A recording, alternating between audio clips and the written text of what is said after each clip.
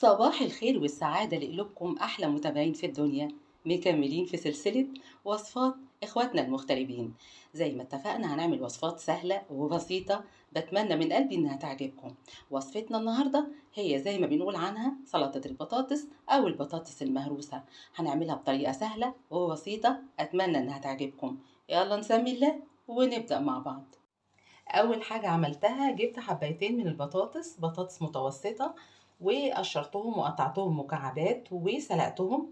طبعا تقدروا تسلقوا البطاطس في البدايه بقشرها وتقشروها بعد كده، مفيش فيها اي مشكله.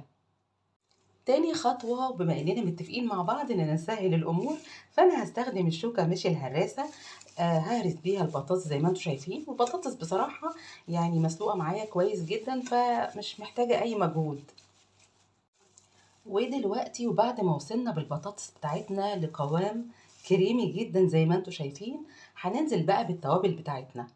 وزي ما قلنا وعشان نسهل الامور، التوابل بتاعتي كلها في خطوة واحدة. هي 4 فصوص من الثوم، نص معلقة صغيرة من الملح، نص معلقة صغيرة من الكمون، نص عصرة ليمون، ومعلقة صغيرة من الخل.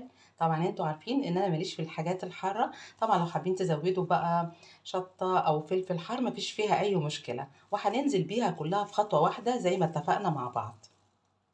كمان عندي حباية من الطماطم مقطعاها مكعبات صغيرة قوي، هننزل بيها هي كمان. هانزل كمان بحبة من الفلفل الرومي البارد. طبعا انا ما بحبش الحاجات الحارة، لو حابين تزودوا بقى فلفل حار زي ما قلنا مفيش فيها اي مشكلة.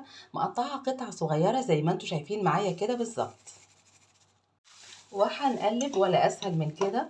طبعا تقدروا لو حابين تزودوا بقدونس، مفيش فيها اي مشكلة، او لو بتحبوا الكزبرة برضو مفيش فيها اي مشكلة، تقدروا تزودوا بمعدل كده او مقدار يعني نص حزمة. واخر خطوة هتبقى معانا، انا هنزل بمقدار كده معلقة من زيت الزيتون. لو مش متاح عندنا زيت الزيتون ممكن نستبدله باي زيت نباتي. وده كان فيديو النهاردة اللي بجد بتمنى من قلبي انه يعجبكم. يا ريت اذا عجبكم ما تبخلوش عليا لايكات كتير، شير للفيديو، اشتراككم في قناتنا على اليوتيوب، قناة في المطبخ مع سنة. صباحكم سعادة لا تنتهي.